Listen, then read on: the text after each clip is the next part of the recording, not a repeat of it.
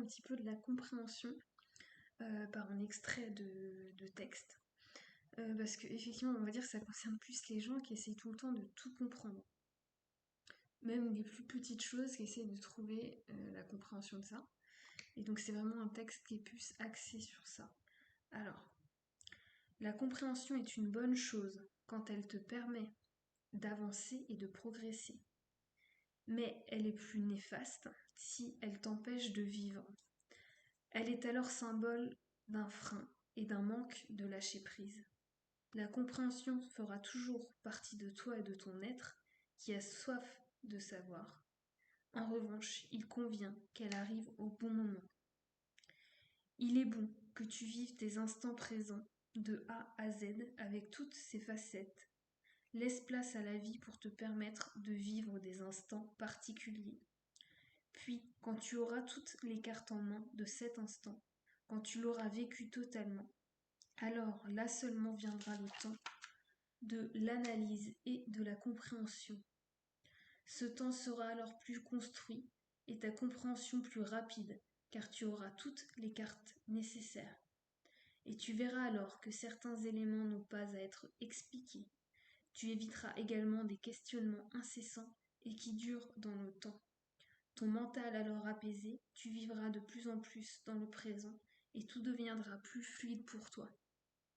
Donc c'est vraiment effectivement dans le côté, quand on essaie de comprendre tout, mais vraiment tout, finalement ça empêche de vivre parce que il y a des personnes, tant qu'elles n'ont pas la compréhension, elles vont pas enclencher la seconde vitesse, j'ai envie de dire. Sauf que du coup, c'est aussi se couper de certains moments de vie qui auraient pu être bénéfiques.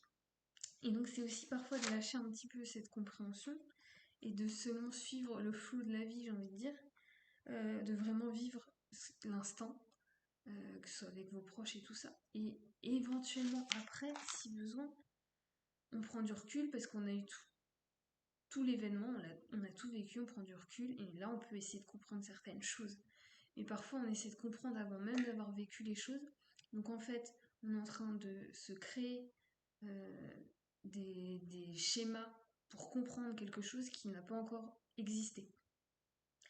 Donc c'est voilà, c'est vraiment un appel, j'ai envie de dire, à revenir dans l'instant présent et à vivre l'instant présent. Et donc de lâcher un petit peu ce côté compréhension qui est très mental pour vraiment vivre ce moment. Et si besoin d'une compréhension, elle pourra se faire dans un second temps après, mais quand on aura tous les éléments.